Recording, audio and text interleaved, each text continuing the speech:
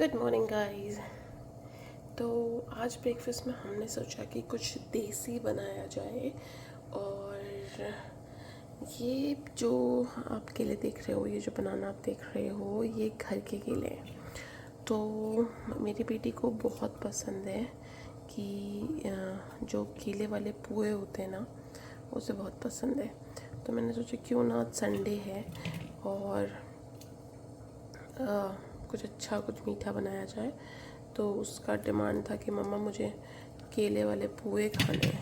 तो मैंने कहा चलिए केले वाले पुए ही हम लोग बना लेते हैं। और उसके लिए बेसिक इंग्रेडिएंट्स आप सभी के घर में बहुत अच्छे से आपको मिल जाएंगे, आई एम श्योर। तो उसके लिए आपको चाहिए केले। अब केले अगर आपके घर में हो रहे हैं तो बहुत अच्छी बात है, और अगर नहीं हो रहे हैं तो कोई बात नहीं, आप बाज़ार से भी ला सकते हैं। ऐसा कुछ नहीं है, बाज़ार में भी इजीली अवेलेबल है इस टाइम पे बनानास। तो उसके लिए मुझे चाहिए हाफ़ कप मैंने सूजी ली है, थोड़ा सा 3 चम्मच या 4 चम्मच मैंने दही लिया है, 2-3 टेबल स्पून मैंने ली है चीनी, ये है मेरा काली मिर्च और लौंग का पाउडर, और ये है इलायची। तो ये सारे इंग्रेडिएंट्स। अब आप सोचोगे काली मिर्च कौन डालता है पोहे में, बट होता क्या है कि हमारे वैसे बोलते हैं कि सूजी बादी होती है, मतलब थोड़ी सी ठंडी होती है और बॉडी के लिए, तो इसलिए हम लोग इसका यूज़ करने वाले हैं काली मिर्च का भी। तो मुझे टेस्ट अच्छा लगता है, थोड़ा सा टेस्ट इन्हांस होके आता है काली मिर्च से, तो इसलिए हम यूज़ करेंगे।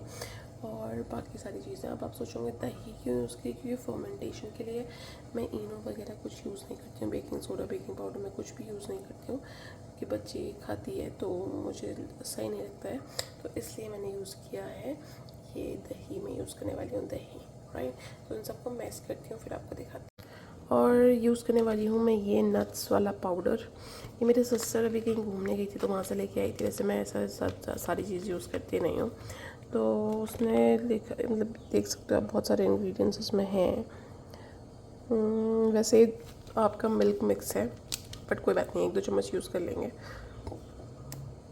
वैसे भी तो मैं दूध में मिला के इसको पिलाती नहीं हूँ और वो ना पीती है, तो ऐसे यूज़ कर सकते हैं। चलिए मिला लेते हैं 1-2 चम्मच। राइट गाइस, तो ये हमारा बैटर तैयार है, तेल गरम हो रहा है और इसमें हम रखने वाले हैं। टिश्यू पेपर वगैरह मैंने लगा दिए हैं, थोड़ा सा जो एक्स्ट्रा वो रहता है वो निकल जाएगा। फाइन, आप इसको देखोगे बहुत ही लिक्विड फॉर्म में, मतलब थोड़ा सा ज़्यादा पतला मैं बनाती हूँ, क्योंकि मुझे ऐसा लगता है कि पतला बना के ना वो फूलते ज़्यादा हैं और मतलब वो नहीं होता है, हार्ड नहीं होते। मुझे वो हार्ड वाले पोहे बिल्कुल पसंद नहीं आते हैं एक्चुअली।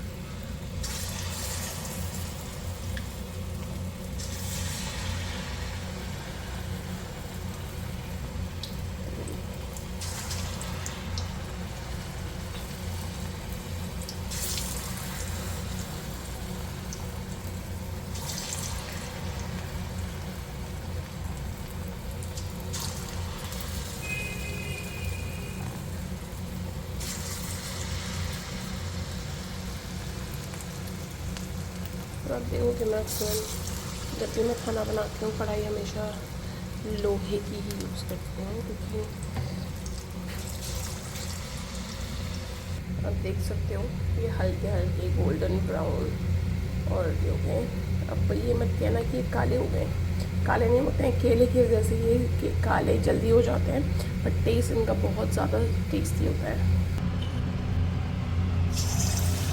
और आपको एक सबसे अच्छा ट्रिक बताती हूँ। आपको अगर तेल से डर लगता है और आप चाहते हैं कि आपके जो ये पुए हैं ये आपस में चिपके नहीं, तो आप चम्मच का यूज़ कर सकते हो। और जब आप एक डालें उससे थोड़ा सा रुकें 1-2 मिनट और फिर आराम से इसे डाल सकते हैं। इससे आपके हाथ में छींटे भी नहीं आएंगे और आप बहुत आराम से ये बना भी पाएंगे।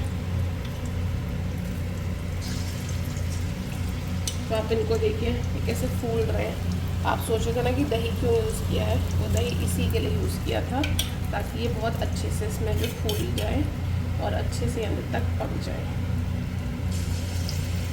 इस लॉट में इतने ही डालते हैं कि हमने तेल भी कम डाला है। और तेल कम डालने का रीज़न जो है वो ये है कि इस तेल को हम दोबारा से यूज़ नहीं करेंगे, और क्योंकि रिफाइन को सेम तेल को बार बार यूज़ नहीं करना चाहिए, it's not good for health. वैसे तो मैं कोशिश करती हूँ, आपने देखा ही होगा कि मैं रिफाइन का यूज़ जितना कम हो सके उतना करूँ, बट घी में इनको बना नहीं सकती, क्योंकि घी में बनाने के बाद अगर इसको कुछ टाइम बाद खाएंगे तो ये टेस्ट में बहुत अच्छे नहीं होते और मुझे भी अच्छे नहीं लगते, तो इसलिए हम रिफाइन का यूज़ कर रहे हैं। और कम छोटी कढ़ाई में बना रही हूँ, बहुत ज़्यादा लोगों के लिए बनने नहीं है, तो कम तेल और जितना यूज़ होगा ठीक, उसके बाद इसको हम यूज़ नहीं करते हैं। तो आप देखो कितने अच्छे से ये फूल गए हैं, ये देखो। इसको हम वैसे अगर आप पहाड़ियों में कहें तो इसको हम गुलगुले भी कहते हैं। और गुलगुले तो बन ही रहे हैं, बट साथ में आपको एक और चीज़ दिखाती हूँ कि क्या बन रहा है। गुलगुले के साथ बन रही है ये, जो कि है, क्या है,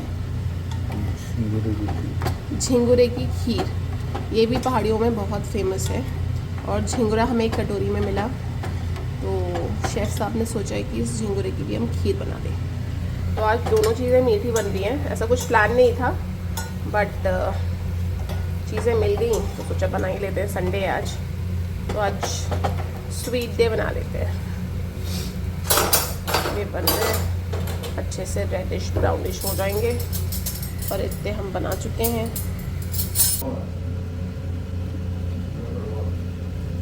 और सबसे पहले भगवान के लिए रख देते हैं 5 पुए। ओह गरम। तो हो गए हमारे पुए तैयार, बहुत सारे पुए हमने बना दिए, थोड़े मम्मी के लिए रख दूँगी। और झिंगुरे की खीर भी साथ साथ तैयार हो गई, देखने में तो बहुत टेस्टी लग रही है, बट झिंगुरे की खीर ना हल्की सी कड़वापन होता है, हल्का सा, बहुत हल्का सा कसैलापन होता है, जैसे बहुत ज़्यादा मीठी नहीं होती है। और हमने इसमें नेचुरल स्वीटनिंग का ही यूज़ किया, मतलब इसमें हमने क्या किशमिश और ये सारी चीज़ें डाली हैं, इसमें आर्टिफिशियल लाइक शुगर वगैरह कुछ नहीं पड़ा है, तो होप की बहुत अच्छी होगी। इसको भी थोड़ा सा एक कटोरी में भगवान जी के लिए रख देती हूँ, क्योंकि हमारे वहाँ कुछ भी बनता है तो सबसे पहले तो ऑब्वियस है, बहुत ऑब्वियस है कि भगवान जी के लिए रखा जाता है, तो फटाफट थोड़ा सा भगवान जी के लिए रख देती हूँ।